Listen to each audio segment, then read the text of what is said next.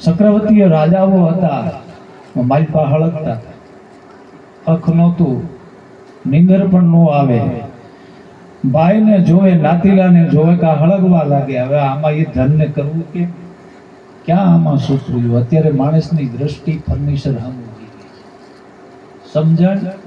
સુખી જો બનવો હોય ને જીવનનો જો હાસો લાભ લેવો હોય તો કે સંત સાનિધ્યમાં બનતા સુધી જીવન વિતાવો.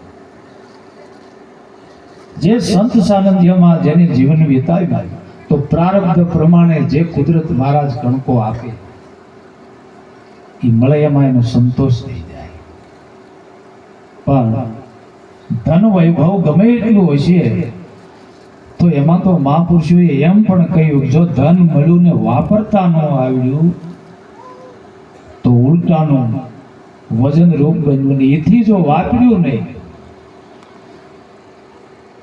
તો પછી જન્મ કેવો મળે એ શાસ્ત્રો બતાવે છે કે સસી માયાને ભેળી કીધી નિશ્ચય ભર્યા નાણા, મુવા પછી ફણીધર થઈ બેઠા તાપર રાપરું દાણા રામ ભજી લે.